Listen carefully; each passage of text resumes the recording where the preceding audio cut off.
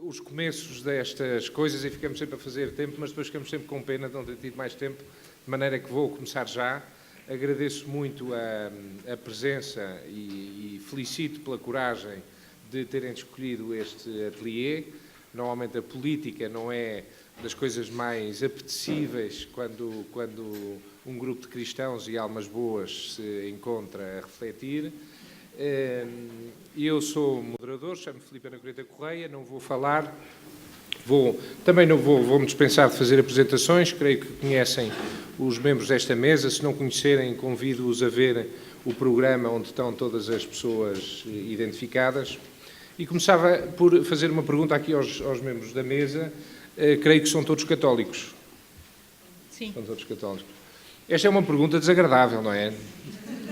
Nós normalmente no espaço público gostamos pouco de qualquer referência à nossa pertença de fé e normalmente faz parte do pudor não nos pronunciarmos sobre isso. E eu começava precisamente por esta evidência e por esta provocação. Raquel Vaz Pinto, o espaço público tem uma grande dificuldade, isso naturalmente também tem interferência depois na avaliação da política. Como é que a religião e o espaço público e o que é político e público se conjugam? Muito bem. Bem, queria em primeiro lugar agradecer o convite para estar aqui e, em segundo lugar, e obviamente estou aqui com muito gosto, e em segundo lugar pedir-vos desculpa por ir lendo aqui as minhas notas, mas como estou de muletas e com o alto patrocínio de uns comprimidos Voltaren XPTO, tenho imenso receio de me perder algures aqui no meu raciocínio. Este convite, este tema, é de facto um tema central para nós católicos e para nós cidadãos. Recolocar o homem no centro é sem dúvida o grande desafio da nossa sociedade, mas eu iria mais longe dizendo da própria sociedade ou das sociedades europeias. Neste aspecto, de todos os textos que serviram de base à nossa discussão e que no fundo são aqui o fundamento para o que nós estamos a tentar discutir, comentar, criticar hoje, eu gostaria de destacar os discursos do Santo Padre no Parlamento Europeu e no Conselho da Europa em novembro do ano passado.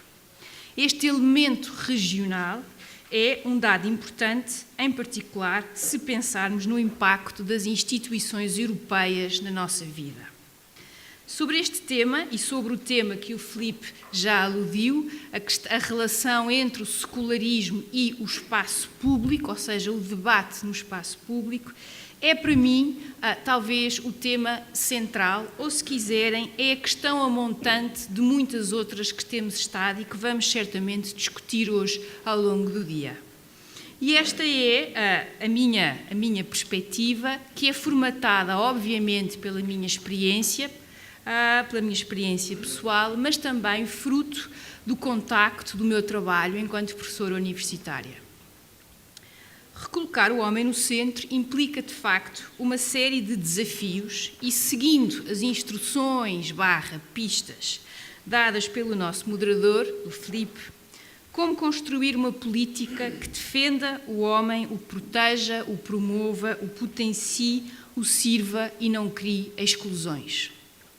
Pano para mangas e muitas questões para debate. Neste tema, ou seja, a relação entre recolocar o homem no centro e a comunidade política, poderíamos falar da importância de defender e promover a liberdade religiosa e a liberdade de expressão, as mães de todas as liberdades, medidas mais concretas sobre como potenciar a participação democrática e diminuir as taxas de abstenção. Poderíamos discutir a qualidade ou a falta de qualidade das nossas elites políticas.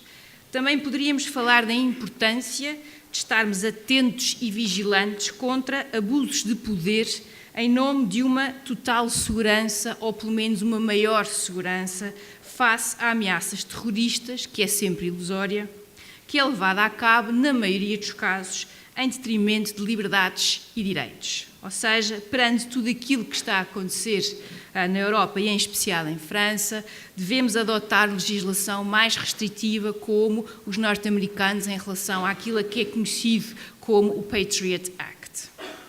Mas também podemos discutir as consequências de uma imposição de uma cultura dominante, redutora do homem que se torna descartável e vítima de uma economia e política que são desumanizadoras. Tínhamos aqui pano para mangas.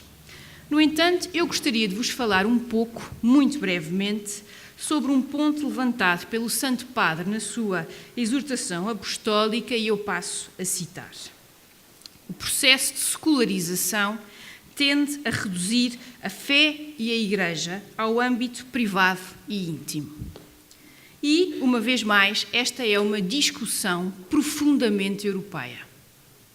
Li há pouco tempo no blog, ou melhor dizendo, na Coffee House The Spectator, um texto muito interessante que, olhando para tudo aquilo que tem vindo a ser discutido relativamente àquilo que aconteceu em França, punha como pano de fundo a questão e uma reflexão sobre a laïcité e as motivações invocadas por muitos dos atacantes. Mais ainda, advogava um secularismo que encoraje a religião. Ou seja, um secularismo que não reduza, voltando às palavras do Santo Padre, o fenómeno religioso ao íntimo e ao privado. Enquanto professora de Relações Internacionais, este é um dos elementos mais cativantes na interação com os meus alunos e, em particular, com os miúdos de licenciatura.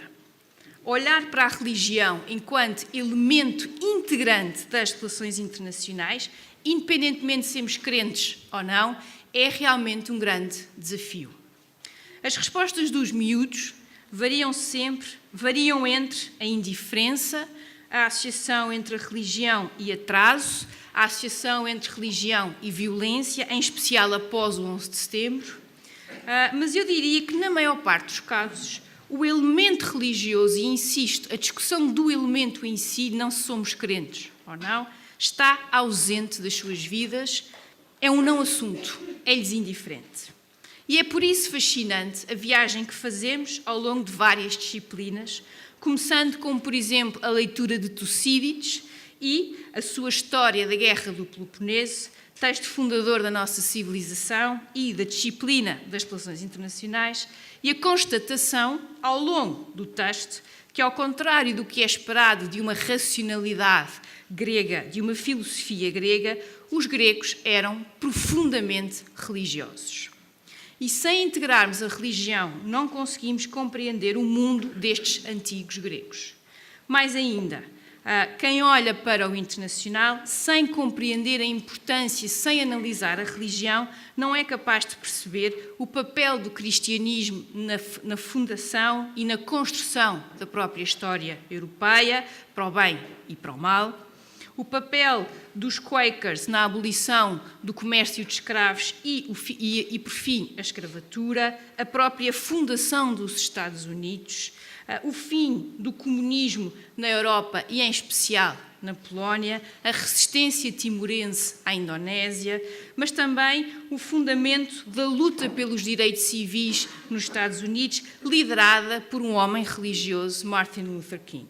De igual modo, não é possível compreender, por exemplo, a utilização da religião e a sua instrumentalização para a segregação racial e o KKK. De igual modo, é muito importante percebermos países como a Nigéria ou o Sudão, em que a questão religiosa é crucial, o papel do shintoísmo na construção da nação japonesa, a fundação de Israel, a ascensão da República Islâmica do Irão em 1979 e, ao mesmo tempo, a resistência afegã à União Soviética de 79 a 89. Ou seja, o internacional está repleto de temas e de questões fundamentais em que, se nós não formos capazes de integrar o elemento da religião, não somos capazes de as compreender. Nos dias de hoje, se o elemento religioso é indiferente ou estamos longe, porque é que ditaduras como a China, a partir de 79, se esforçam tanto para controlar e filtrar as religiões? O ponto é, estes temas têm levado, como calculam, a discussões muito interessantes e, para mim, do ponto de vista pessoal, aulas extremamente recompensadoras. O ponto é, a não integração da religião no espaço público leva-nos a uma visão redutora do homem e do mundo, em especial quando passamos as fronteiras da Europa. Para mim, é fundamental a discussão pública sobre a religião em todas as suas dimensões, positivas, negativas, na capacidade de fazer o bem, mas também na sua instrumentalização para a violência e para a guerra. Podemos aceitar, discordar, criticar e melhorar, mas se não incluirmos a sua existência e a importância que ela tem para os seus crentes, não estamos a ser capazes de compreender o mundo como um todo e por isso é mesmo fundamental encorajar um secularismo que englobe esta discussão à volta do que é a religião. Como fazê-lo? Não só através de encontros como estes, mas obviamente no cotidiano das nossas vidas e no nosso próprio caminho. Eu penso que, se eu tivesse que escolher aqui um ponto, seria este: a nossa vontade de discutir e de falar de forma desassombrada sobre religião no espaço público. E termino esta breve intervenção, até para termos tempo para todos falarem e termos debate, com uma história pessoal. Tal como muitos da minha geração, não fui batizada. E para o horror diário das minhas duas avós, a minha mãe decidiu não nos batizar com o seguinte argumento: mais tarde, e depois de estudarem as várias religiões, tomarão a decisão mais acertada e esclarecida. A minha mãe, que foi batizada, tinha aquilo a que se pode chamar de forma simpática uma péssima relação com a Igreja, que levou a uma ruptura total. Ruptura essa que incluía nem sequer entrar numa igreja. E, ao longo da sua vida, foi-se aproximando cada vez mais do judaísmo, uma aproximação obviamente facilitada pela sua profunda admiração pelo Estado de Israel, e essa é a razão pela qual o meu nome é Raquel, a matriarca de Israel. Ao contrário do lobby das minhas avós, que era obviamente Maria. No entanto, ao contrário da esmagadora maioria dos meus colegas na escola e dos meus amigos, a minha mãe apresentou-me as várias religiões e fez o seu melhor para as discutir. Assim, li o Corão, o Antigo e o Novo Testamento, textos budistas, textos hindus, várias interpretações dos mesmos e algumas que eu posso considerar como mais esotéricas, para não ofender ninguém. Foi também incentivando a discussão com especialistas. Esta discussão fez toda a diferença nos caminhos que a minha irmã e eu tomamos. A minha irmã é uma agnóstica convicta e eu decidi converter-me, aos 28 anos, ao catolicismo. Ainda me lembro, como se fosse ontem, de quando transmiti à minha mãe esta decisão. Minha mãe olhou para mim e, depois de um longo suspiro, disse: de todas as religiões do mundo, tu tinhas que escolher a católica. Mas, quebrando a sua regra, lá esteve, na primeira fila da Igreja de Santa Isabel, quando fui batizada. Fez toda a diferença discutir as questões da religião em casa. Obrigada.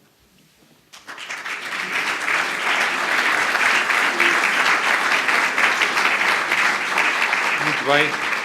Muito obrigado, Raquel. Ficamos cheios de vontade de passar já para o debate. Temos todos imensas perguntas a fazer.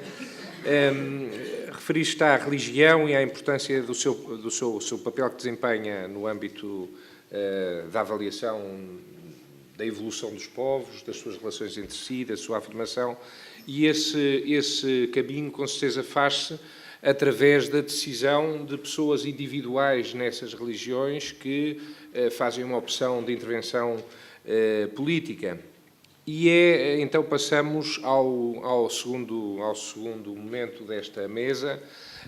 Apresento-vos o Paulo Melo. Eu espero que ele não leve a mal, mas eu hoje comecei a dar a palavra à direita e ele está na extrema-direita.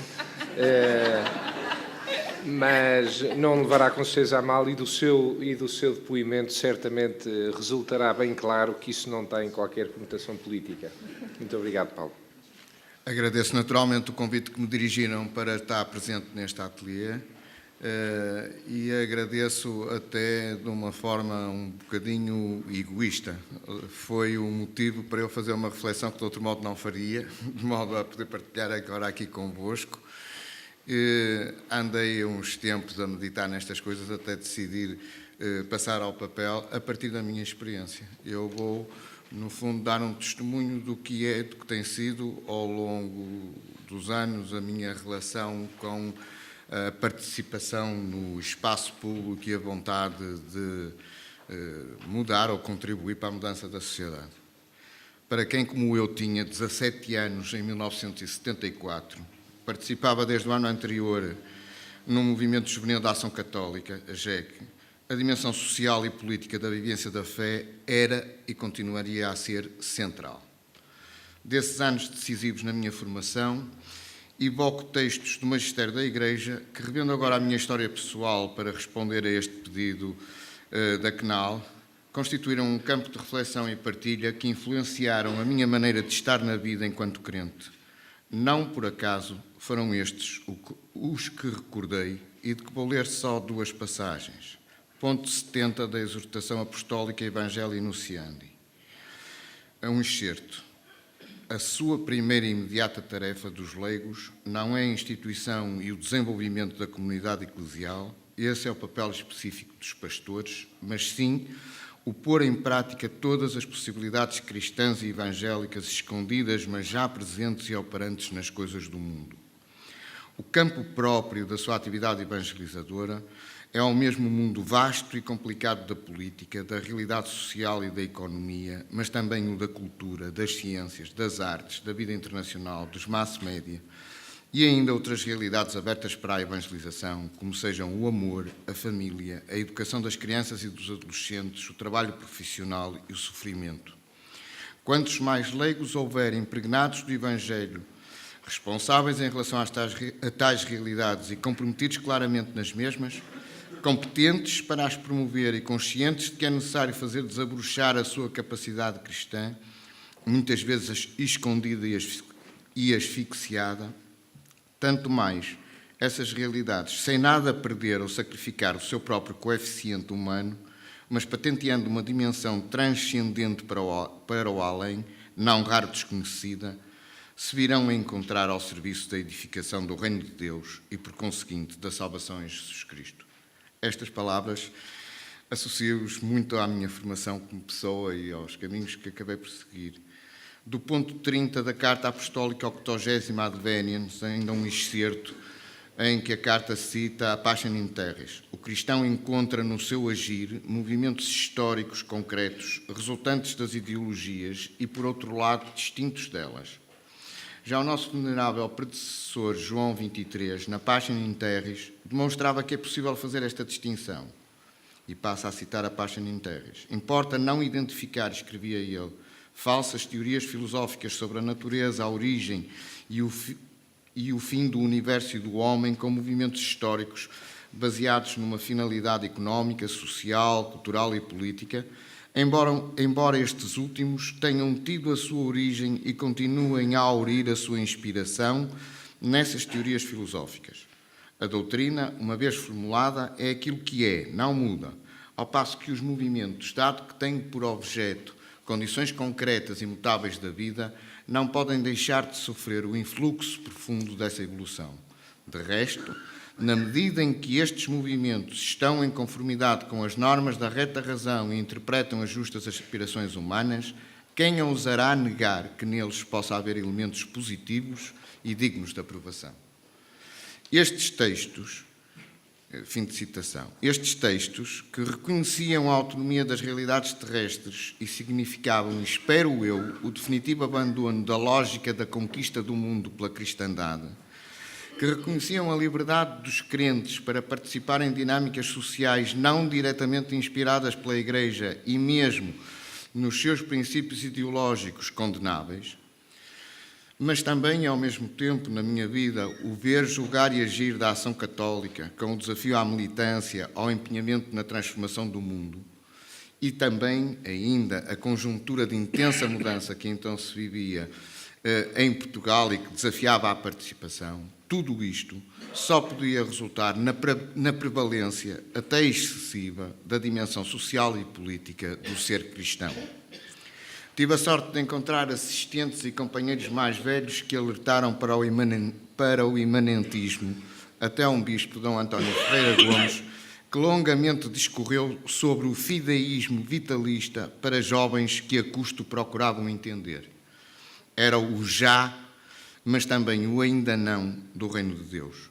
Para mim e para tantos outros, estranho seria que o desafio evangélico se limitasse à procura da salvação pessoal ou à defesa da realidade, da liberdade religiosa, do respeito por uma ordem que conferia à Igreja Católica uma proeminência na sociedade incompatível com sociedades modernas e livres. Portanto, era na política, entendida num sentido amplo, enquanto possibilidade de contribuir para a igualdade e justiça social, para a mudança, enquanto possibilidade de acrescentar o horizonte de escolhas e realização pessoal de todos, que eu entendia que deveria estar. Assim, ao longo da minha vida, fui vivendo experiências de participação política num sentido lato. Associação de estudantes, sindicato, assembleia de escola, posteriormente Conselho Geral, associação de pais, partido político. Experiências que se foram sucedendo mais em resposta a desafios do que como resultado de um propósito carreirista intencional. Dessas experiências, partilho convosco agora algumas dificuldades, convicções, causas que, direta ou indiretamente, têm a ver com o desafio deste encontro, recolocar o homem no centro da sociedade, do pensamento e da vida. O primeiro, ver de todos os lados, pormos-nos no lugar dos outros.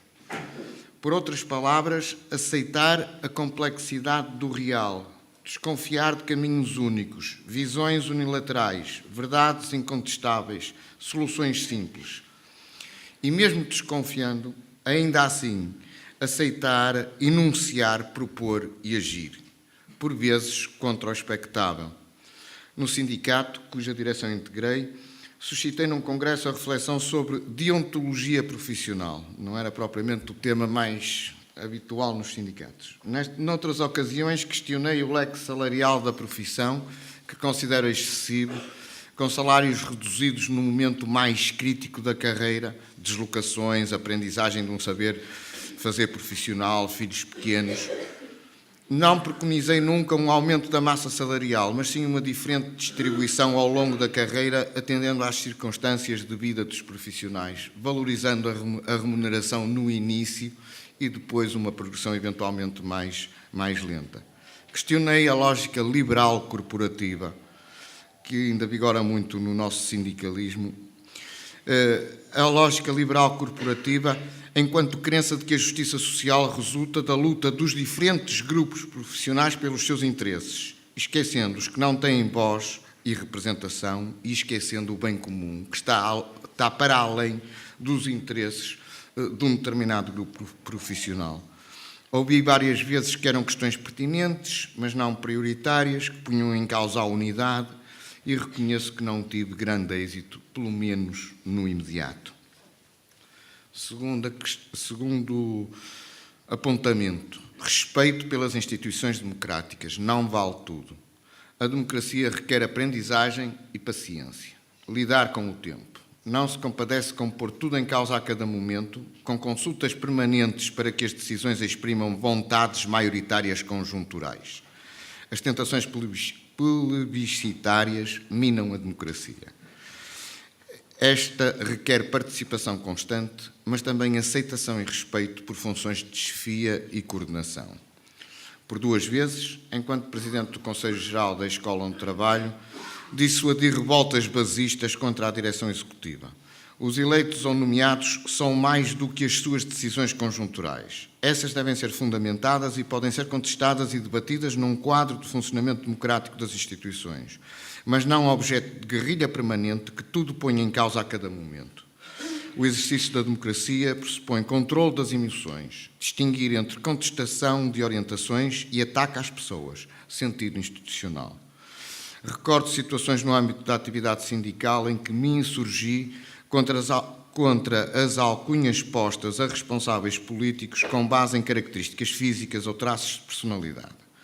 O combate político pode ser contundente, mas para ser intelectualmente sério, há de evitar o rebaixamento gratuito do adversário. A expressão direito à indignação tem dado cobertura a processos de combate político que não são toleráveis na medida em que põem em causa a dignidade do adversário e rebaixam quem os usa. Terceiro apontamento, o combate às desigualdades. A maior parte dos que estamos aqui situa-se provavelmente no terço de cima dos rendimentos da nossa sociedade em que as desigualdades se acentuam. Podemos mesmo desenvolver o nosso dia-a-dia em círculos restritos, em que o convívio e o conhecimento direto das realidades da vida, das alegrias e sofrimentos da maioria da população é limitado. E, no entanto, somos chamados, enquanto crentes, a ter essas realidades presentes nas nossas opções e decisões.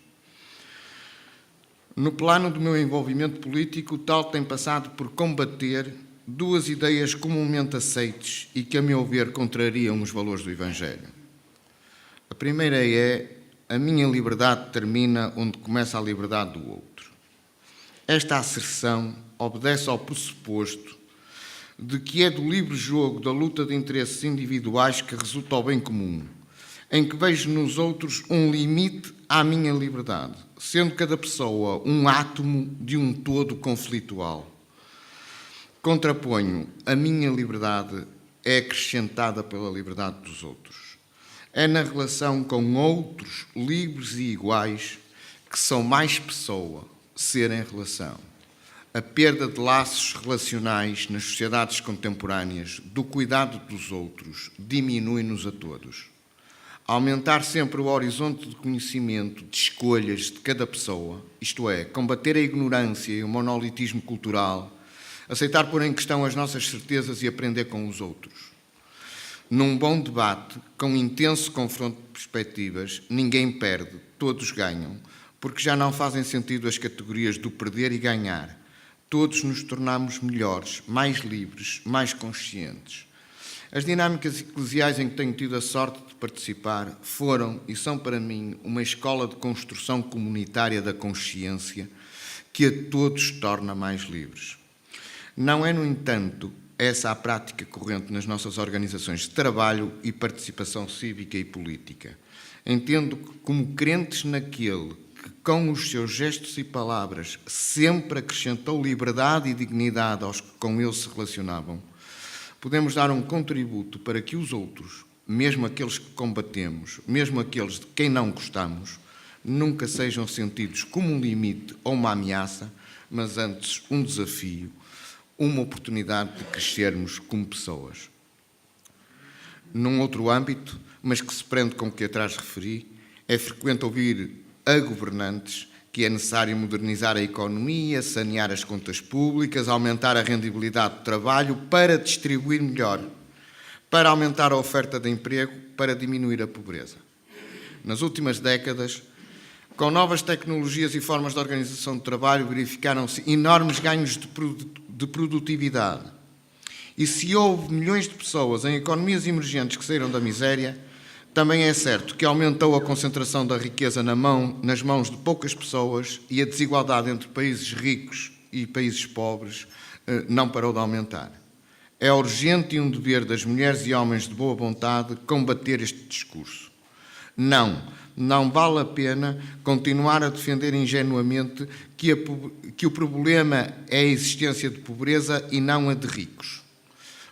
Diz-se: tomara que houvesse muitos ricos para investirem, consumirem, darem trabalho aos desempregados. Ouve-se isto com alguma frequência. Nós que procuramos seguir Jesus Cristo, que somos desafiados à simplicidade, à frugalidade por opção, devemos dizer com clareza e coragem que há rendimentos que nada justifica, que são escandalosos, que nos últimos anos as desigualdades entre quadros de gestão e trabalhadores comuns aumentaram de forma injustificada e que é legítimo e necessário, em nome da justiça, que os Estados e as instâncias internacionais adotem políticas de socialização dessa riqueza para a pôr ao serviço do bem comum. No partido de que faço parte, tenho defendido em várias circunstâncias com pouco acolhimento. Paulo, Recolocar o homem... Está a ir muito bem, mas já só tem 2 minutos. Está, é breve. Recolocar o homem no centro da sociedade implica fazer do combate à pobreza e às desigualdades sem adiamentos, como o Papa Francisco tantas vezes tem sublinhado. Pode-se distribuir melhor o que já se produz, pagando melhores salários, assegurando serviços públicos mais sensíveis à diferença e disponíveis para a discriminação positiva, promovendo políticas ativas de inclusão social, recusando uma economia que, ao mesmo tempo que aumenta horários e ritmos de trabalho, convive com um desemprego estrutural acima dos 10%. Combater a exclusão é economicamente rentável. Aceitar perder ou não querer ter o trabalho de querer ganhar é o último ponto que eu queria partilhar convosco. Partilho convosco um dilema. Inscrevi-me num partido político para, enquanto cidadão, não ter que escolher entre aqueles que já antes tinham sido escolhidos dentro dos partidos. É verdade que os candidatos que apoiei dentro do partido foram quase sempre perdedores. Acreditei também que poderia influenciar os programas de governo nas áreas que conheço melhor e nas prioridades gerais de acordo com os princípios que enunciei, ou pelo menos contribuir para um debate interno mais plural. Os períodos finais de legislatura são para os partidos da oposição um momento favorável à participação, uma vez que é dada prioridade à construção de agendas políticas alternativas. Uma vez no poder, o modelo passa a ser longos discursos de governantes a convencerem os militantes da justeza das suas políticas governamentais e escassos minutos a horas tardias para ouvir as bases.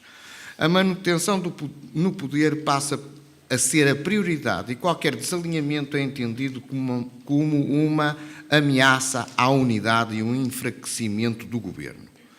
Apesar de ter integrado órgãos de direção na secção de educação a nível distrital, nunca pus a atividade partidária à frente dos meus compromissos profissionais, familiares e eclesiais, mesmo em períodos de campanha eleitoral. Portanto, nunca fiz vida de sede ou promovi tendências ou listas. Participo nas reuniões, assembleias e atos eleitorais internos, defendendo as minhas perspectivas, mas é pouco para determinar rumos e opções. Presumo que os meus camaradas me veem como um tipo que diz umas coisas, faz umas perguntas interessantes, mas pouco relevantes para o que interessa, que é ganhar eleições. A atividade partidária, tal como se pratica em Portugal, é exigente em tempo e disponibilidade mental, se se quer, de facto, contribuir para a mudança. Requer determinação, persistência e é pouco compatível com os ciclos mais exigentes da vida profissional e familiar. A forma de funcionamento, os processos de tomada de decisão nos partidos com vocação de poder em Portugal é pouco favorável à participação consequente dos cidadãos e deve ser reformulada, também com o contributo dos recursos digitais, de modo a reforçar essa participação.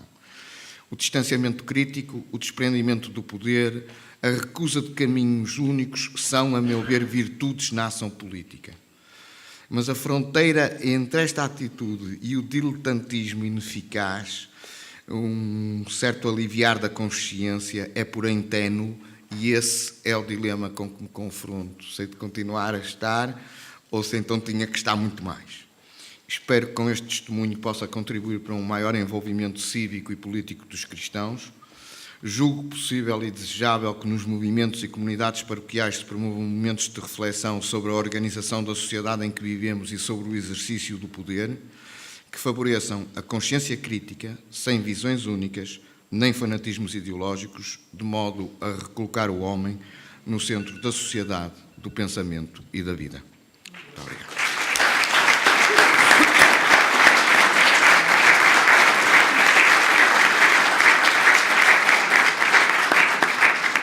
Muito obrigado, Paulo. Creio que foi muito evidente, muito oportuno, muito bom ouvir o seu depoimento comprometido e também essa capacidade de concretizar como é que a sua vida exemplifica o esforço de colocar o homem no centro, não é? Com várias medidas muito concretas. E passava agora a palavra ao Pedro Mexia, no fundo com uma pergunta que é a seguinte: em geral, nós cristãos temos uma coisa que é muitas vezes dita, temos grande dificuldade e empenho, somos pouco encorajados a estar na política. Eu próprio também partilho de algumas da experiência que o Paulo Melo aqui falou e de alguma também da dificuldade e da frustração, mas no fundo também há um risco desse empenho, que é no fundo, ao acharmos que somos vocacionados ou chamados para esse tipo de empenho, podemos ter a tentação de querer apoderar-nos da ideologia que promovemos ou do pensamento que promovemos e querer condicioná-lo isso à Igreja, ou à nossa pertença de fé, a esse combate. Acho que isso acho que era, se calhar, por aqui que gostávamos de ouvir. Muito obrigado. Antes de mais, quero agradecer o convite para estar aqui. Foi justamente essa um pouco a minha primeira resposta quando me convidaram, porque, ao contrário das duas pessoas da mesa que ouvimos e que deram testemunho da sua área de trabalho e de vida, nomeadamente na academia, nomeadamente no mundo do trabalho e do sindicalismo. Enfim, a minha área, se é que essa é a minha área, é a literatura, e, portanto, não teria muito para dizer. Mas sou um cidadão e sou um católico e interesso-me pela relação entre a participação, entre aquilo em que acredito e a participação política, e tenho muitas perplexidades quanto a isso. E gostava no tempo curto que tenho de vos lançar 3 ou 4, e gostava de começar pela seguinte, que é uma coisa ao jeito de inquérito de rua. Imaginem que eu abordava alguém na rua, alguém, enfim, um pouco letrado do ponto de vista da política, e perguntava-lhe e dizia-lhe, fazia-lhe o elenco destes tópicos, falava-lhe em responsabilidade social, em dignidade de trabalho, solidariedade, justiça distributiva, combate às desigualdades, a crítica do luxo e do desperdício, a crítica às decisões que implicam muitos e que são tomadas por poucos, a defesa dos imigrantes, a defesa da participação política, a defesa dos sindicatos, a defesa da segurança do emprego. E a pessoa diria-me que isto é o programa eleitoral do Siriza, que vai amanhã a eleições. E isto são tópicos da Constituição Pastoral Gaudium et Spes, 1965, promulgada por Paulo VI, que eu tinha lido há muitos anos. Eu fiz Direito, para mal dos meus pecados, fiz Direito na Universidade Católica e estudei a Gaudium et Spes e outros textos da chamada doutrina social da Igreja. E tinha alguma ideia de tudo isto,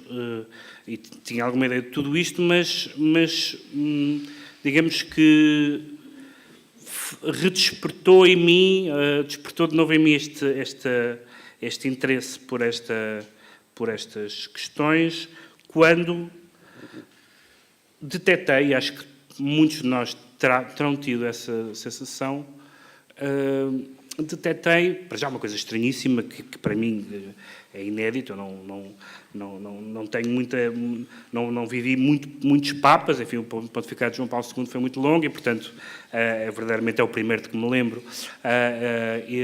Mas nunca tinha tido esta sensação da minha vida cotidiana. Nunca tinha tido a minha sensação da minha vida cotidiana. Todos os meus amigos gostam do Papa. É a primeira vez que isso acontece. Nunca me aconteceu e eu não estou preparado para isso. É uma coisa muito estranha, porque eu tive discussões sobre João Paulo II, bom, sobre o momento 16, nem é bom falar, e de repente agora sinto quase que sou eu que tenho que torcer o nariz só para haver conversa, porque eu não tenho grandes objeções. Mas, além desse lado, enfim, um pouco anedótico, há um lado substancial, embora bastante equivocado, que é muitas dessas pessoas, porque o mensageiro é tão importante quanto a mensagem, e porque este Papa caiu em graça, por méritos próprios, pelo seu estilo coloquial, etc. E eu lembro-me que havia ali qualquer coisa quando o Papa, a seguir ao Ângelus, logo pouco tempo depois de ter sido... depois da sua eleição, o Papa disse à multidão reunida na Praça de São Pedro, bom almoço e bom domingo. E foi uma coisa efusiva a esta frase, bom almoço e bom domingo. Era a declaração urbi et orbi, e as pessoas ficaram doidas com uma frase tão simples como essa. Acho que ele esta semana já se deparou com o problema da coloquialidade e de dizer às vezes coisas... Bom, isso é outro assunto. Mas comecei a ouvir pessoas dizer, visto o que é que o Papa disse sobre... Diziam-me assim, visto o que é que o Papa disse sobre que a economia tem que estar ao serviço do bem comum, visto que o Papa foi crítico do capitalismo, visto que o Papa falou do lucro, dos lucros excessivos, visto que o Papa falou... Eu disse... O Papa, 1890, em 1991, dizia eu, na Rerum Novarum, porque, na verdade, evidentemente que a Rerum Novarum apareceu num contexto completamente diferente, apareceu num contexto um bocadinho de luta católica pela parte católica contra o tema da miséria que tinha sido, digamos, avocado pelo marxismo, não é? Embora só 20 e tal anos depois do Capital, mas enfim, a Igreja leva o seu tempo. Portanto, o Novarum já não era assim muito Novarum já naquela altura o tema, mas é o tempo que a Igreja demora. Sabemos isso, mas todas estas questões são questões antigas e tematizadas pela Igreja e pelo Papa João Paulo II, nomeadamente, e por outros. E muitas das coisas que nós hoje repetimos com uma espécie de enfado dos clichês são expressões que aparecem nomeadamente na Gaudium et Spes e que são absolutamente essenciais. A dignidade da pessoa humana, o bem comum, a opção preferencial pelos pobres, que é uma coisa, se há coisa que tem base evangélica é essa, não é? Deve ser difícil de imaginar um conceito com mais base evangélica com a opção preferencial pelos pobres. E foi muito bizarro para mim confrontar-me com esta constante valorização do Papa por reafirmar uma doutrina que era conhecida. Sendo que, como sabemos, isto muito esquematicamente, mas não caricaturalmente, a Igreja tem boa imprensa quando fala do mundo do trabalho ou da guerra e tem má imprensa quando fala de costumes. Isso, genericamente, é o polícia bom e o polícia mau. Deixando agora os costumes, que não é o tema que aqui nos ocupa, pode ser, mas não vamos agora abrir essa outra dimensão. É verdade que, e isso foi muito interessante e foi muito curioso, eu lembro de dizer duas coisas, que foi ter esta conversa. Eu vou dizer uma coisa que espero que não me interpretem mal, porque não tem nada a ver com digamos, certamente não com intolerância, e muito menos com digamos, a intromissão na vida pessoal de cada um. Mas eu pensei que eu comecei a ouvir algumas declarações em relação antes ainda deste governo ser eleito e depois deste governo ser eleito, alguns responsáveis, nomeadamente da área do PSD, não interessa, para o caso ser da área do PSD, mas não é esse o ponto, que faziam certo tipo de afirmações que a mim, na minha educação católica, entrariam na categoria das afirmações chocantes, no sentido daquilo que se chama insensibilidade social. Lembro-me de um famoso vice-presidente do PSD, que dizia que não se podia viver dignamente, não sei se era com 4.000 euros, era assim por mês, era assim um número bastante avultado. E eu pensei, estas coisas eu já ouvi estas coisas não se diziam. Estas coisas não se diziam. O que aconteceu em Portugal? O que aconteceu em Portugal? Temos, e por isto é que eu digo que não interpretem mal o que eu vou dizer, o facto de termos um primeiro governo de direita liderado por um primeiro-ministro que não tem essa matriz católica, o que não tem nada a ver, não é a vida dele, não é isso exigível, mas o que é exigível é que é a primeira vez que o centro-direita chega ao poder sem o seu superego cristão, que é o superego que permite corrigir as insensibilidades sociais. Na verdade, fora do marxismo, a única doutrina realmente coerente sobre a miséria no mundo e sobre a injustiça é o cristianismo e é a doutrina social da Igreja, nestes 100 e tal anos. E, de facto, eu ouço coisas, aquelas coisas que os banqueiros dizem às vezes, de vez em quando há coisas que se fala do brincar aos pobrezinhos, isso não foi um banqueiro, foi um familiar, não interessa. Mas aquelas coisas que eu digo, estas coisas, eu percebo que as pessoas digam, mas isto não se dizia em público, eu não ouvi estas coisas em público. Eu ouvi certo tipo de comentários sobre a pobreza que não ouvi em público, e eu interpreto isso como uma espécie de falta deste superego no melhor sentido da palavra, que é algo que nos permite, pelo menos, recalcar aquilo que é chocante, aquilo que é insensível, aquilo que é desumano. Esse é um primeiro ponto. O segundo ponto, eu não tenho muito tempo, vou tentar resumir em duas questões. Um aspecto muito importante na Gaudium et Spes é logo a maneira como é apresentada. A maneira como é apresentada, embora o texto seja de 65, faz todo o sentido mutatis mutandis. Quer dizer, há muitas questões que se falam ali, o desarmamento, etc., que têm a ver com o contexto, mas enfim, a nossa Constituição ainda é contra os blocos político-militares. Portanto, se a Constituição está atrasada, porque não o Gaudium et Spes. Mas o que é fala dos sinais do tempo, a famosa expressão, fala dos sinais do tempo, fala de uma linguagem inteligível para cada geração. Atenção que a Igreja escrever isto num documento oficial não é coisa pouca.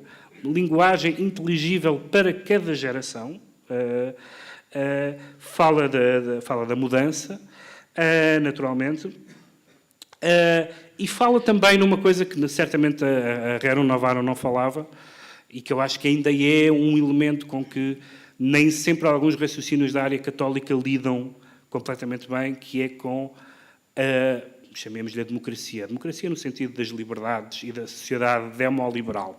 Nem sempre o pensamento católico lida com o facto que não era verdade em 1891, mas é verdade em 2015, que é vivemos numa democracia, há pessoas que não pensam assim. Isto vai para os costumes, isto vai para a liberdade de expressão, vai para uma série de questões. Ainda há uma espécie de tentativa de tutela que me parece abusiva em algumas maneiras. O outro aspecto que a Rerum Novarum tem é que, claramente, e isso tem a ver com a questão do personalismo, etc., e porque é que esta expressão do personalismo é importante. O personalismo, devo dizer, eu li poucas coisas do Mounier, mas pareceu-me uma coisa muito situada temporalmente e pouco interessante para as discussões atuais, exceto uma que é, de facto, o que dá nome a essa corrente filosófica, social, como lhe queiram chamar, que é essa noção da pessoa, porque que nem toda a gente entende e que acha que é um conceito um bocadinho redundante, mas é o conceito menos redundante possível, porque, embora o personalismo tenha proposto uma coisa que, na verdade, não se vê bem o que seja, uma espécie de terceira via, que não se... Tirando o modelo, o chamado modelo sueco, não se percebe muito bem o que é que seja uma terceira via, em termos de nem capitalismo nem socialismo, certamente não são as teorias mais ou menos frágeis, distributivas e etc., que a Igreja foi alimentando ao longo de pensadores. Há bocado falou-se na conferência no Chesterton, etc., houve uma série de... Bom, tudo isso é conhecido, mas mais do que essa questão de uma terceira via... a ideia de que há um entendimento antropológico, visto que falamos sempre nesta questão do homem e tal, do homem no centro, e há um entendimento antropológico que é diferente no cristianismo e na democracia liberal, que é irremediavelmente diferente e que, no entanto, tem que ser conciliável. E este é um desafio gigantesco, que é essa diferença entre o indivíduo e a pessoa. Isto é, eu acho que podemos combater, podemos questionar, podemos contrariar, mas a deriva da democracia liberal para o individualismo é bastante, não digo inevitável, porque não há inevitáveis na história e na cultura, mas é um caminho para o qual do qual nós nos apercebemos e que tem a ver com a erosão de todas as as camadas intermédias, os pequenos pelotões, como dizia o Burke. Portanto, já só há o supra-estado e os pequeninos indivíduos, e, portanto, já não há, claro que ainda há famílias, ainda há nações, mas com processos de erosão muito, muito avançados. E essa lógica de individualismo é uma lógica que naturalmente corresponde sempre a uma lógica que vai no sentido oposto de tudo que o cristianismo invoca e defende. E, evidentemente, que a lógica é sempre a lógica do utilitarismo, a lógica é sempre a lógica do hedonismo, porque não se consegue perceber bem que o indivíduo tenha outra lógica senão essa. É coerente. É coerente com a concepção de que o indivíduo é uma entidade sem outra acima dele. Ora, isso... Não vale a pena fingir que isso não existe e, sobretudo, não vale a pena fingir que vamos acabar com isso por decreto ou por manifestação. E, no entanto, vamos ter que perceber que continua a haver um grupo significativo de pessoas, cristãs, mas também de outras confissões, e em vários países há uma parte da população é muçulmana, que tem um entendimento da pessoa humana diferente, que tem um entendimento dos seus fins, do seu valor. A questão claramente, a minha lógica claramente, por exemplo, sempre que eu discuti com amigos meus não crentes sobre a questão do aborto, nós não estamos de todo a falar de questões médicas ou outras, ou até de liberdades. Quer dizer, estamos a falar do mesmo... Era uma questão antropológica. Aquilo que eles chamam uma pessoa não é o mesmo que eu chamo. Aquilo que para eles vale uma pessoa não é aquilo que para mim vale, etc. E, portanto, essa é a grande... E com isto termino. Essa é a grande questão para mim não resolvida, certamente, e não sei se irresolúvel, que é como ter uma noção antropológica que no fundo é fundamento de tudo o resto, porque do entendimento do que é o homem, e aliás a Gádio Metspes diz variamente o que é o homem, temos que discutir o que é o que é o homem hoje, etc. Com um lado certamente da ar do tempo e tal, existencialista e tal, mas que evidentemente continua a ser pertinente para hoje. Como é que se vive tendo uma noção antropológica diferente, não querendo impô-la à força, não presumindo que a sociedade em geral e que o mainstream vá coincidir com ela, e, no entanto, persistir a divergência? Há um caso que não tem nada a ver, e com isto termino mesmo, que é o caso de... Estamos aqui há bocado a discordar amigavelmente antes da sessão, que é o caso dos cartoons e do caso francês. Nesse caso, eu, enquanto católico, posso dizer acho mal que se faça aquilo, enquanto defensor de uma sociedade liberal, acho que um jornal deve publicar o que quiser, desde que não incite à violência, desde que não cometa um daqueles crimes, difamação e injúria daqueles previstos na lei penal. E, portanto, é um caso muito típico de tensão que eu tenho visto, se tem visto a opinião publicada católica nas últimas semanas, tem sido de intensa incomodidade com o caso Charlie Hebdo, intensa incomodidade, e isso é muito interessante, porque, no fundo, há duas maneiras das pessoas reagirem a isto. As pessoas que reagiram... houve dois tipos de reações. Houve a reação por empatia, que é eu estou ofendido porque sou muçulmano ou porque sou católico, que é a mesma coisa, para este efeito. E houve a reação Boaventura Sousa Santos, que é só se pode ofender a religião dos outros. Só não se pode ofender a religião dos outros. A nossa pode-se, mas enfim, mantendo-nos no plano de alguma seriedade intelectual, esta é uma questão, numa matéria como não é aquela que temos estado aqui a falar, mas que eu percebo que há uma luta terrível entre aquilo que as pessoas estão convencidas, no fundo, se quiserem, e numa frase, mesmo final agora, uma frase, enfim, que tem uma longa tradição no pensamento católico, é entre aquilo que eu aprovo e aquilo que faço, entre aquilo que eu acredito e aquilo que eu permito. E essa questão, nos cartoons de Maomé, como nas outras, revela uma divergência antropológica entre o cristianismo e as sociedades em que nós vivemos, que para mim está longe de estar resolvida e que é uma questão que me inquieta, e foi um bocadinho mais para partilhar inquietações do que para outra coisa que eu aqui vi. Muito obrigado.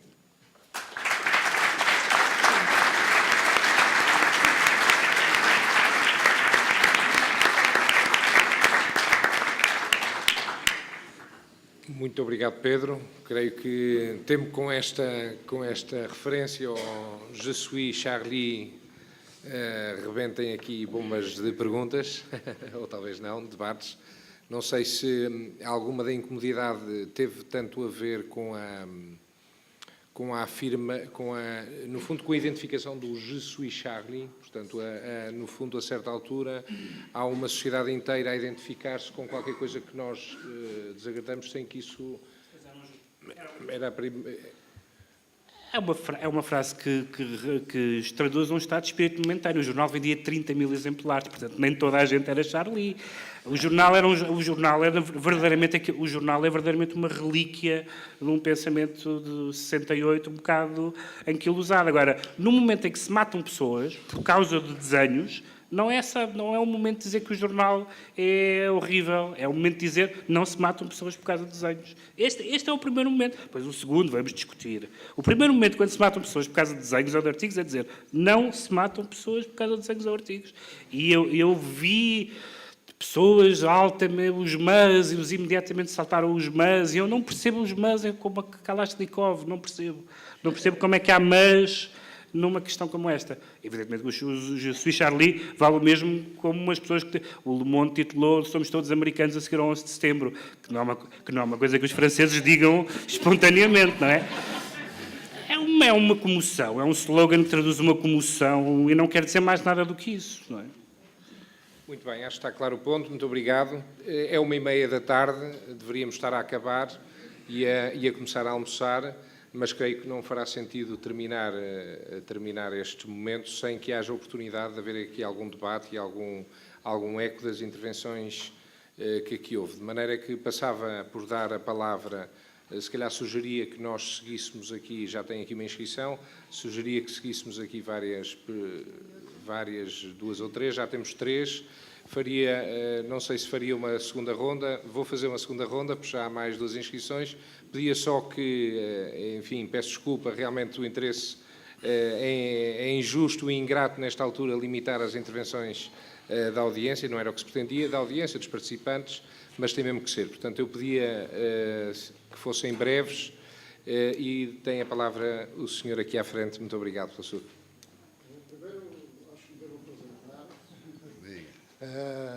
Eu estou aqui como um simples batizado. No dia 6 de janeiro de 1931,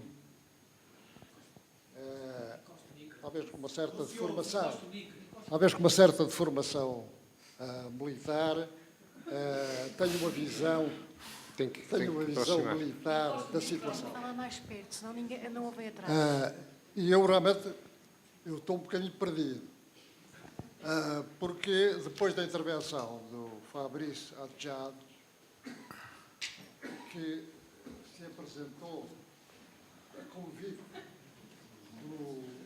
da Conferência Nacional dos Leigos, ou do Apostolado Laical,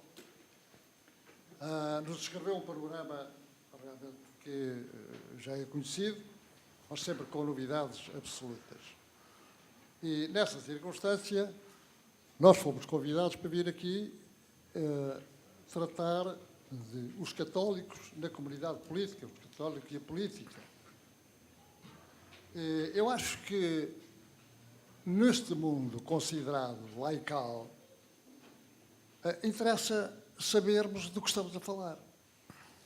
A primeira coisa é o que são os católicos e o que é uma comunidade política. Ora bom, em Lisboa discute-se nesse momento, os católicos são convidados a ouvir a sociedade sobre o que pensa da Igreja. Bem, mas isto é uma coisa que não tem nexo. Então, nós católicos somos entre 80% a 90% da população portuguesa, não somos uma maioria sociológica, não somos a sociedade.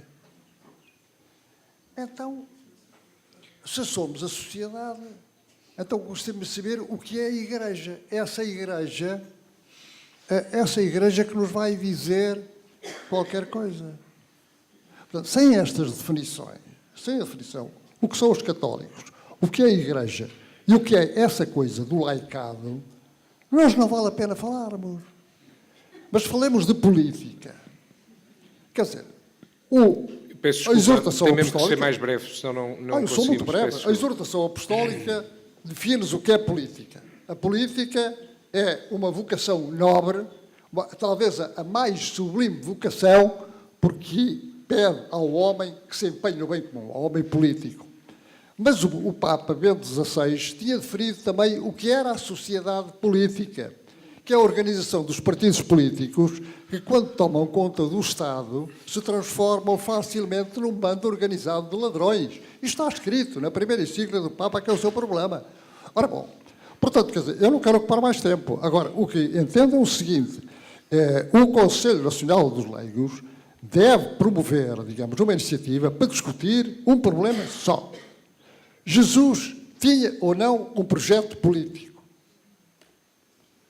E eu não digo mais nada. Havia muitas coisas para dizer. Mas eu pergunto-me isto. Porque se não fizer esta pergunta, digamos, não vale a pena, quer dizer, falar em laicados. Aliás, eu sou batizado, estou empenhado na nova evangelização e não sou leigo. Muito bem. Eu, se bem entendi, no fundo, com o seu comentário, gostaria de ter visto aqui, ter-nos referido à questão dos católicos na política e, portanto, isso surge como uma provocação aqui à mesa. Já darei a palavra. A palavra, então, agora ali ao fundo, faz favor. Pedindo igualmente brevidade. Bem, eu serei breve, não faço considerações. A minha pergunta é simplesmente esta. Nós constatamos que, ou pelo menos, alguns pelo menos constatarão, que há uma certa discriminação dos católicos na política. Isto é, enquanto católicos, não nos sentimos confortáveis na política. Isto é, os católicos são cidadãos como os outros, podem estar na política. Mas ressalta um pouco, enfim, da vida, da nossa experiência, que a circunstância de sermos católicos nunca pode ser invocada quando estamos na política. Ou pelo menos ela é desprezada, chamamos-lhe assim. Isto coloca um problema e é essa a pergunta. Primeiro, se concordam com esta consideração, chamamos-lhe assim, nós temos esta resistência, quase todos podem, menos nós, não é? Mas a pergunta é, qual é a fronteira, ou em que medida é que o ser católico nos condiciona na política, ou deve determinar a nossa política? Na medida em que nós estamos obviamente, com esta capítulo de minúcio de não poder anunciar essa condição como motivação da nossa presença na política, chamamos assim. Muito bem, muito obrigado pela questão. Agora aqui à frente, por favor.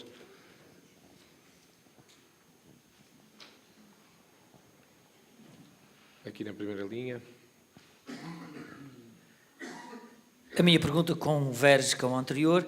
O Paulo Melo falou da Evangelho Nunciano, número 70, falámos da Gaudium et Spes, e esta ideia de que aquilo que é específico dos cristãos leigos não é construir a comunidade, as comunidades cristãs enquanto tal, isto pertence mais à hierarquia, é estar no mundo e aí atuar no mundo, designadamente na dimensão política. A minha pergunta é a seguinte: esta doutrina de Paulo VI e de Vaticano II aparentemente não teve qualquer eco, na medida em que não falta gente para ser acólitos, para ajudar o padre nas igrejas e tal, mas na política não se vê muita gente empenhada. Muito bem, então encerrávamos aqui o primeiro leque de perguntas. Eu gostava imenso de me poder pronunciar sobre algumas delas, mas sou comentador e, portanto, não farei. Quem é que na mesa gostaria de... Pedro? Telegraficamente, uma e outra, em relação à questão há uma pergunta que faz que eu acho que é certamente muitíssimo importante, que é o que é um católico, porque esses números, com esses números dos 90%, nós dormimos falsamente sossegados, porque esses números não significam nada, evidentemente. Esses números significam o mesmo que a Rádio Renascença ser a rádio mais ouvida, a coisa que o valha. não significam nada. É uma coisa que nos sossega, mas não são os valores cristãos, os valores da sociedade. Isso parece-me evidente, seja qual for a presença dos católicos na sociedade. É bastante evidente. Bem, lembra-se do referendo sobre o aborto. Não se lembra do referendo sobre o aborto? Não, a sociedade pronunciou-se de uma forma diferente. Pronto, não, está bem. Só estou a dizer que eu não sei onde é que o senhor vive. Se vive em Lisboa, onde eu vivo, garanto-lhe que não vivo numa cidade católica. Isso lhe garanto de certeza absoluta. Nós já cá sabemos no Porto há muitos anos. Sempre foram os mortos. Exatamente. Ponto número 1. Eu vivo no Alentejo. Exato. Isso é terra de missão, quase. Mas eu tinha sublinhado 3 frases que não cheguei a citar da Gaudium et Spes, que diz o seguinte: a Igreja não tem uma missão política, o cristianismo não se confunde nem se identifica com nenhuma ideologia política, os cristãos devem apenas adequar as suas escolhas políticas temporais aos valores cristãos. Parece-me um guia bastante, quase para levar para a cabine de voto. Parece-me um guia excelente para responder a dúvidas sobre esta questão. Quanto à ideia não tenho experiência pessoal do facto do catolicismo ou da crença religiosa condicionar. Acho que há algum exagero nessa ideia que algumas pessoas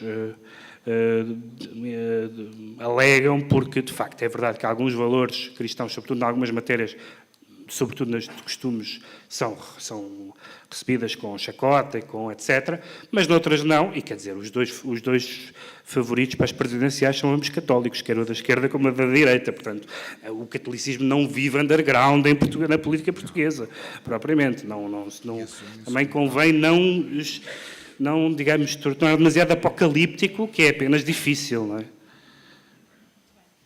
Pode, claro. Bem, eu subscrevo aquilo que o Pedro disse e, portanto, vou só talvez acrescentar, sobretudo à segunda questão que foi colocada. Eu acho que há aí também, se quiser, um certo distanciamento histórico. Ou seja, eu acho que nós vivemos um período de transição democrática e vivemos um período em que foram feitas de forma justa ou injusta algumas associações. O Filipe poderia falar sobre isso muito mais do que eu. E parece-me que, ao longo destes tempos, o que eu noto, mesmo em relação, por exemplo, ao trabalho de historiadores, não é? Esta dissociação de ligarmos, se quiser, a Igreja, os católicos e a ditadura e Salazar, por exemplo, que eu acho que é um dos aspectos talvez mais interessantes de todo um trabalho de uma nova geração de historiadores que nos fala da Capela do Rato, que nos fala de toda uma série de questões. Portanto, eu acho que também tem a ver aqui um bocadinho com a questão do distanciamento histórico e depois também, obviamente, algum mainstream, sobretudo a nível da opinião pública, que é claramente, eu diria, em algumas situações, pouco receptivo a determinados valores, e acho que neste aspecto eu voltava a pegar aquilo que o Pedro começou por contar, não é? Esta ideia de que eu sinto o mesmo, eu nunca tive com os meus amigos ser eu ascética em relação ao Papa. É a primeira vez, sobretudo quando obviamente se sabe que eu me converti em adulta e as questões eram geniais. Mas porquê? Mas como? Mas como é que é possível? E tal, e por aí fora. Portanto, eu acho que aí tem muito a ver também com o tal trabalho, com mais distanciamento, com mais calma, mais serenidade, tentar de facto perceber aquilo que aconteceu e aquilo que pode acontecer. E aí parece-me que o papel dos católicos, nas suas diversas profissões, seja a política, que eu nunca experimentei, e não tenho grande entusiasmo, devo dizer, mas que na própria vida académica acontece. Eu já tive uma outra situação em que o facto de ser católica penalizou, como já tive outras em que foi favorável. Portanto, eu acho que é daquelas coisas da vida. É assumir e andar para a frente. Alguns apontamentos muito breves. Eu, de facto, acho que ainda há um certo anticlericalismo primário e larvar na sociedade portuguesa, mas que é alimentado até pelos próprios católicos. Quer dizer, católicos com atitudes e práticas anticlericais e que muitas vezes provém de alguma, penso eu, falta de formação, ignorância, para não ser capaz de se situarem de uma forma, de várias perspectivas, como eu dizia há pouco. Depois queria dizer que em relação... Eu tenho quase a certeza que quando fui convidado para integrar a direção do sindicato, fui porque lhes interessava ter um católico. Estava garantida a maioria para o partido dentro daquele conjunto de dirigentes e depois de ter garantido a maioria para o partido, quanto mais plural, melhor. Pá, e católicos, então, até dá jeito. Finalmente, em relação ao desafio e à questão que o Manuel António colocava, essa é mais... Eu acho que não, nem nas escolas, eu sou professor e sobretudo do ensino secundário, nem nas comunidades cristãs, encontramos ainda o registro certo para falar das questões da política e para fazer uma formação política elevada, vá lá, entre aspas, que contribua para a formação de jovens disponíveis para se envolverem nas mudanças da sociedade.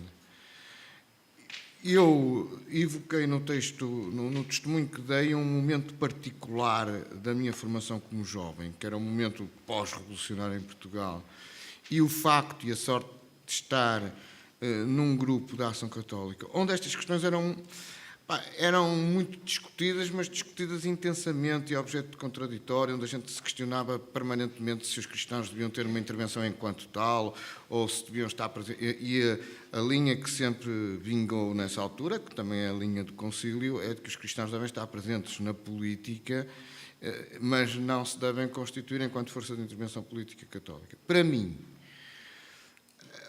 a questão mais complicada é sempre... os desafios evangélicos, em termos de coerência, são de tal ordem que eu depois não sei se não nos limitam em alguma capacidade operacional. Eu acho que, na minha vida, sou sempre mais apelado pela simplicidade das pombas do que pela prudência das serpentes. Mas eu acho que alguma prudência de serpentes na forma como se lida com as dinâmicas de transformação social é capaz de também ser necessária. Muito bem, agradeço muito.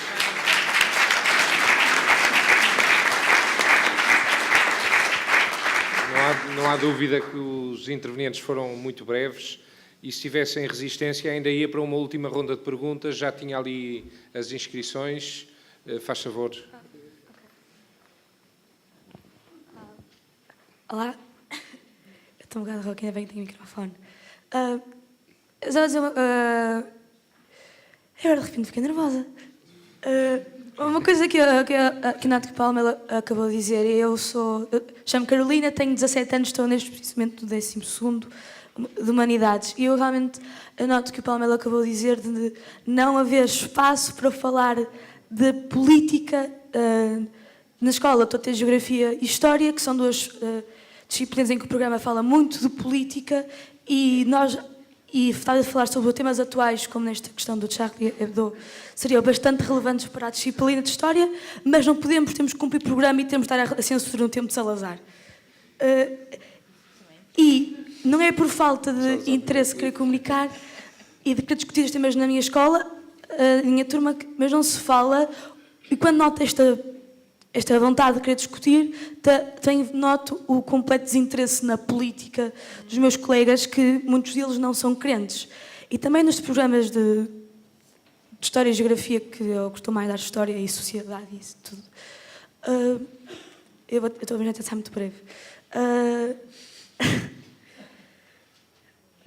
Noto que só nestas disciplinas que são facultativas e não obrigatórias a todos os estudantes de ensino secundário, que eles vão para o ensino superior ou não, descobrimos realmente o que é cada doutrina, o que é socialismo, comunismo, capitalismo, só descobrir agora mesmo concretamente o que é, e acho isso bastante relevante. Também no programa de História, noto que só a meio do programa, do meio do 11º ano, é que se para de falar da influência da religião, não só da católica, mas de todas, na sociedade. Só estamos a falar de rupturas no iluminismo, ruptura com o luteranismo, ruptura com a Primeira República.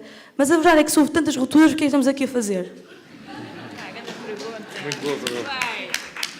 Muito bem. E a minha pergunta era o que é que poderia melhorar na educação?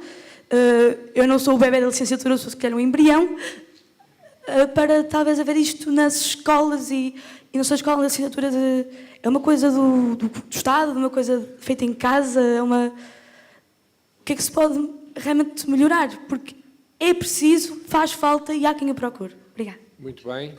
Segunda questão. Obrigado. A pergunta que eu gostava de fazer não é de minha autoria, tem mais de 2000 anos e foi feita por Platão. É sobre o Charlie Hebdo, já vou perceber, que é como é que a democracia lida com a dissidência. Porque nós temos, isto aqui também tem a ver com a parte da religião, é que nós temos, nós sentimos atacados, nós católicos também tivemos no Charlie Hebdo Nossa Senhora, como apareceu. Não fui para o Facebook mandar vir porque não gosto de ser muito atacado. As pessoas falam da liberdade de imprensa, mas nós católicos não podemos falar porque dizemos estupidezes. E gostava de saber a parte da democracia, da sociedade, como é que lida com essa dissidência. Muito bem, ótima pergunta. E havia ali uma ao fundo. Eu peço desculpa, inscreveu-se, mas já foi depois de outra senhora lá atrás. E, portanto, a não ser que ela desista, eu tenho que lhe dar... Como não há, faz favor, o senhor. Não se sinta pressionada. Aqui ao meio da sala, por favor. Com este introito. Igualmente assisti com agrado à elevação testemunhal de todos os membros da mesa e, portanto, a questão que eu quero pôr é a seguinte. Eu sou católico praticante, sou sindicalista, sou político, sou autarca na 5ª maior união de freguesias do país, com 50 mil votantes, moro numa urbanização e ontem à noite, porque quando eu entrei na urbanização tinha 40 anos e agora tenho 65, e comigo todos os meus vizinhos envelheceram na medida em que as casas iam também envelhecendo. E, portanto, hoje, para além de se falar do produto interno bruto, fala-se de uma outra coisa na Europa, que é a felicidade interna bruta. E então hoje era importante sabermos de como, para além, melhor dito, antes da alegria do Evangelho, poderíamos potenciar, mobilizar e motivar a alegria da vizinhança.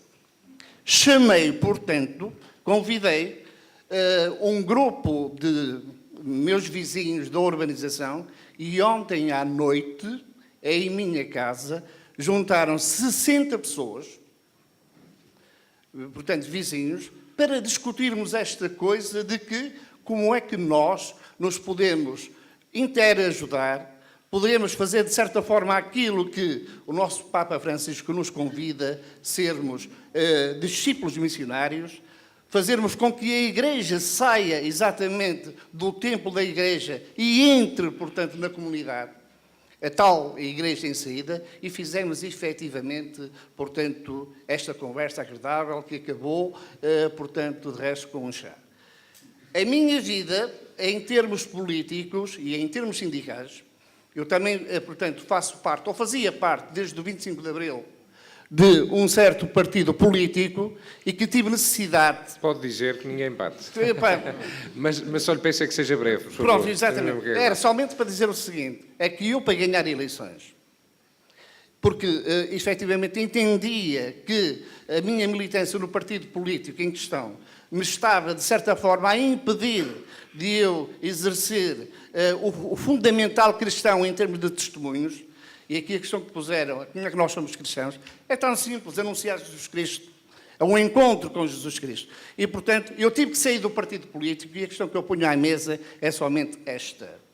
Ser-se este debate, chamemos-lhe assim, esta conferência, tem a ver, digamos, com a política. Qual é a diferença entre a política partidária e a política em termos de cidadania nos diversos patamares.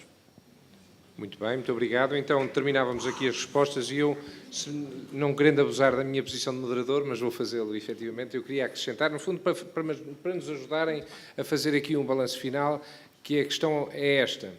Referiram-se aqui ao consenso que o Papa Francisco hoje gera na sociedade civil, até para além das margens da Igreja Católica, e um dos apelos mais fortes que o Papa Francisco fez, se bem se recordam, quando lhe pediram para identificar a prioridade numa conferência com cristãos deste género, um leigo perguntou-lhe o que é mais importante, o que é que eu como leigo posso fazer pela Igreja?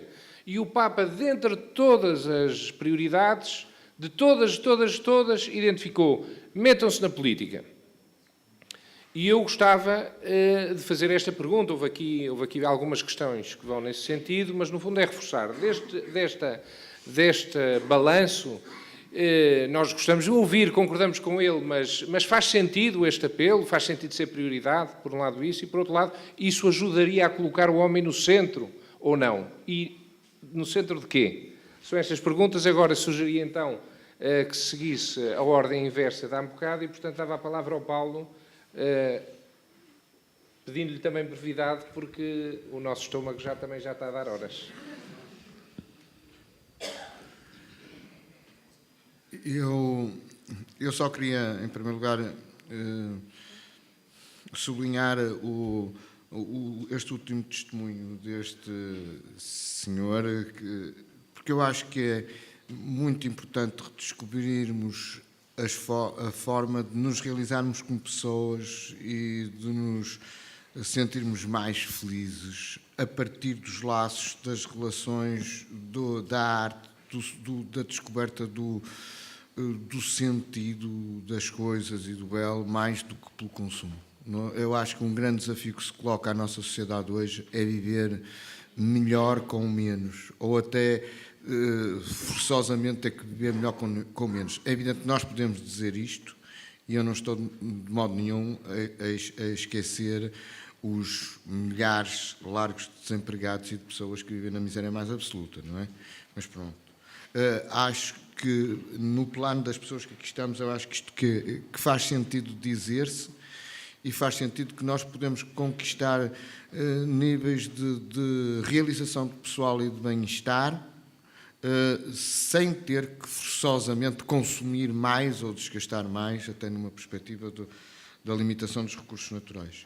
Quanto à questão da dissensão, eu penso que decorre daquilo que eu disse, que a dissensão, como é que eu dizer, eu combato aqueles que se opõem àquilo em que eu acredito com argumentos, tentando contra-argumentar de uma forma racional. E eu acho que este debate enriquece, este debate permite a evolução da sociedade.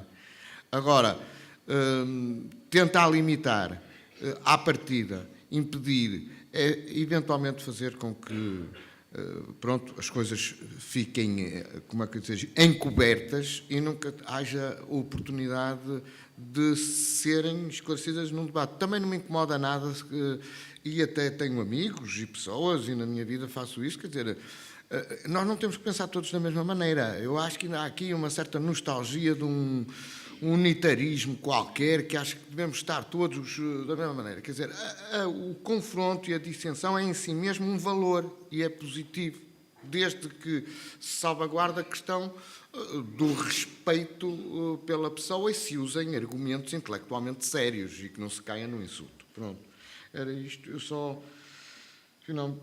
Quanto à política, à questão do exercício da política enquanto cidadão, ou em partidos políticos,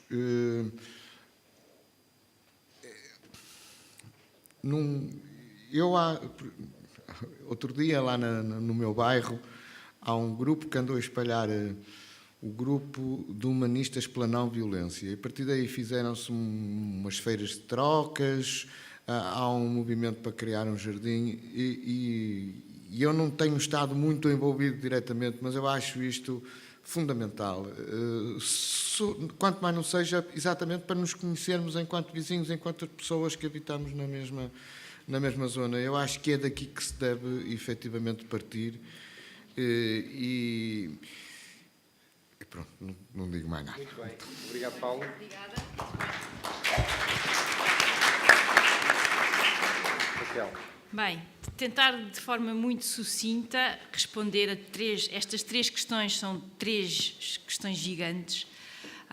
Eu talvez começasse também por tentar responder ao repto do Filipe. Eu acho que, quer dizer, eu entendo como um pedido para uma maior expressão política e pública, do facto de nós sermos católicos e de termos determinados valores e determinadas prioridades. Eu entendo assim.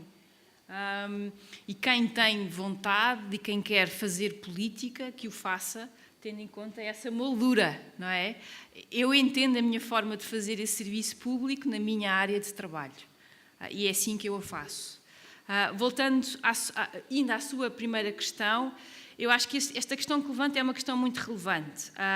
Eu acho que, e para usar uma palavra muito própria dos tempos, os livros de história refletem uma narrativa, ou refletem várias narrativas, mas sobretudo uma.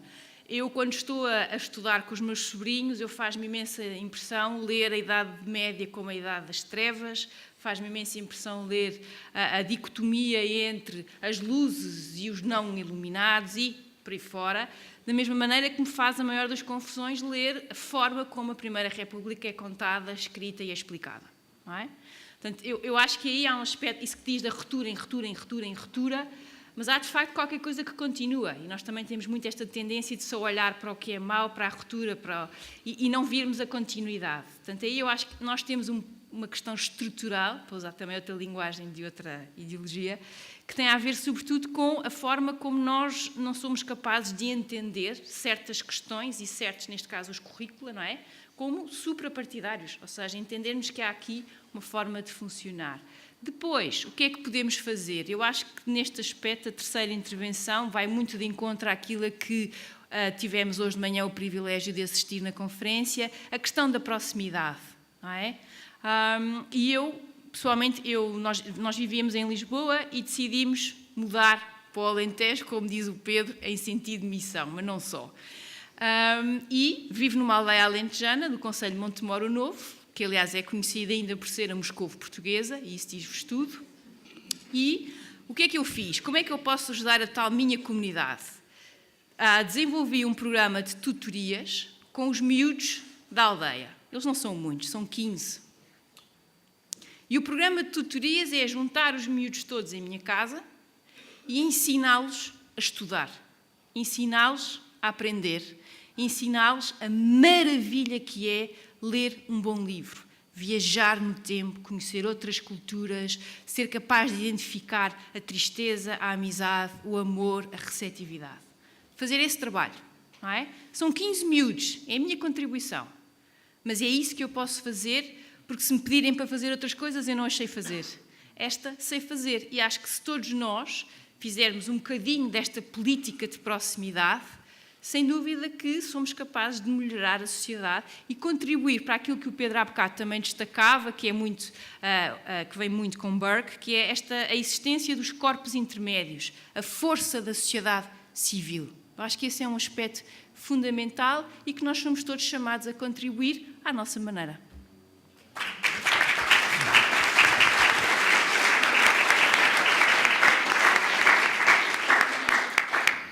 Muito rapidamente, eu sempre tive a tentação da política e sempre pensei, quando era mais novo, sempre pensei fazer política, mas acontecem 3 ou 4 coisas que são para mim totalmente impossíveis, e duas são teóricas e uma é prática. As teóricas, isto é, abstratas, têm a ver com a incapacidade de no sistema político funcionarmos, por exemplo, por exemplo, à inglesa, onde o governo não conta necessariamente com o apoio da sua bancada, isto é, em que os deputados são eleitos pelas suas convicções e em representação dos seus eleitores e não de uma... Eu não estou a falar necessariamente do sistema de voto, não é dos círculos uninominais, não estou a falar necessariamente disso. Estou a falar de um entendimento diferente da política. Os backbenchers, os famosos backbenchers na Câmara dos Comuns, raramente votam com o governo e negociam aquilo muito. Eu gosto muito dessa cultura política, faz muita impressão levantarem-se e sentarem-se blocos compactos de pessoas que estão miraculosamente de acordo em coisas que não podem estar de acordo.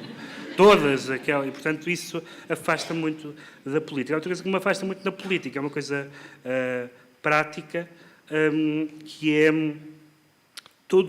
Há uma também teórica, que é... Acho que foi falado aqui há bocado da serpente, e tudo o que eu li até hoje sobre a política me transmitiu a ideia, que pode ser errado, ou então fui eu que fiz as leituras erradas, é que os grandes políticos são pessoas que aceitam ou gostam de um certo grau de maquiavelismo que eu não estou preparado para conviver. E a terceira junta-se a esta segunda, que é um testemunho pessoal, indiretamente, da profunda, radical infelicidade dos meus amigos que estão na política. Estão todos uma lamúria constante, como é horrível, como são traídos, como o ser humano é abjeto, como... portanto, de repente, eu tenho felizmente ou infelizmente vários amigos no governo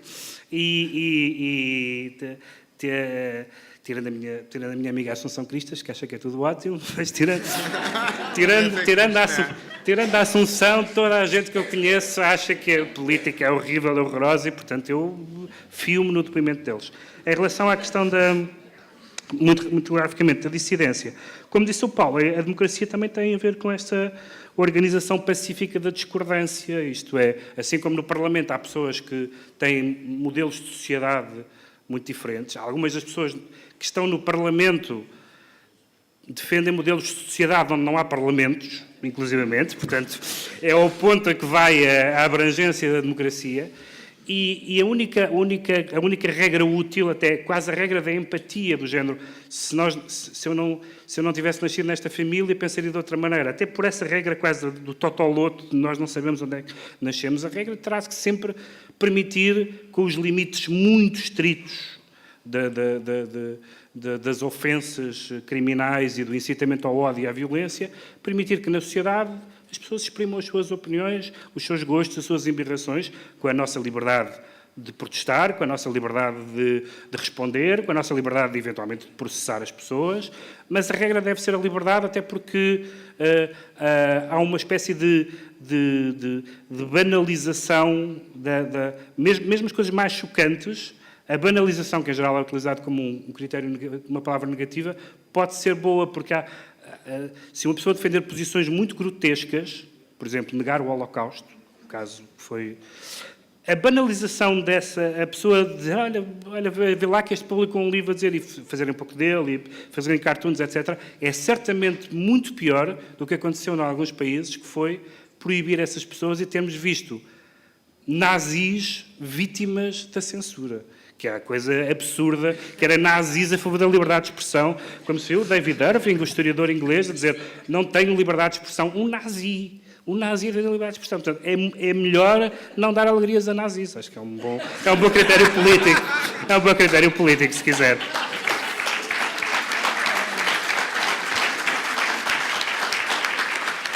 Muito bem, muito obrigado por terem estado aqui presentes, obrigado sobretudo aqui à mesa, aos intervenientes. Eu fui apenas moderador e a organização queria agradecer aos nossos conferencistas ou participantes a sua disponibilidade.